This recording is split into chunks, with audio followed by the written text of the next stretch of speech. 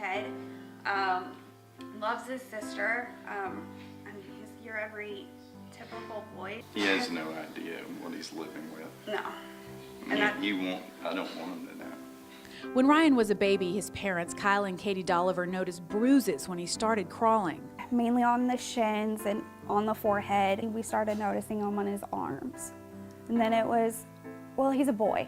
I kept hearing that a lot. He's a boy, he's gonna get bruised. And I'm like, but it wasn't until last May that Katie noticed the bruising was getting much worse.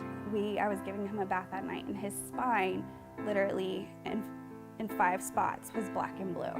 Calling it a mom's intuition, Katie knew there was something very wrong. The journey started the next morning, and for weeks the Dollivers saw doctor after doctor, test after test. With no diagnosis, they waited 12 agonizing weeks for the results of genetic testing to come back. So you have to wait and wait, because you know something's wrong with your child. It's just, what is it?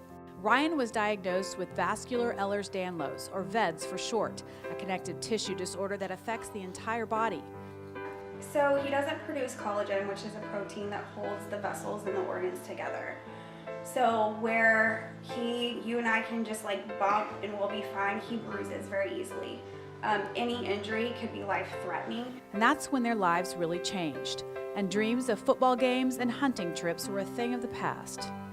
As a parent, it frightens you, but it also breaks your heart. And it's challenging. It really is. Kyle and Katie, along with big sister Reagan, had to start over. I mean, we had a dog for 6 years and another dog for 3, and we had to get rid of them because we couldn't take the chance of one of them knocking him over. And even though they take every precaution, Ryan's little legs and arms and face are scattered with bruises, and the Dollivers have even been reported to CPS multiple times. And say, are you sure they're not beating their kid? And then another roadblock. Few medical professionals were familiar with VEDS, and there was very little research. Multiple trips to the hospital were met with growing frustration. The doctors don't even know. And, every time we go to a doctor, you tell them, hey, kid's got vascular Ehlers-Danlos. And they say, well, what's that? I'm like, well, I'll be the doctor today and inform you. So Katie and Kyle started the nonprofit called Ryan's Challenge to fund research and hopefully one day find a cure for VEDS. And I can't let my kid die on me. It's just not going to happen. So for a family that now plans vacations around the closest medical facilities, educating not only doctors but other parents is also important to them. Ryan's Challenge is only a few months old, but in a short time they've applied for grants and connected with other parents across the world, working towards the same goal, a cure.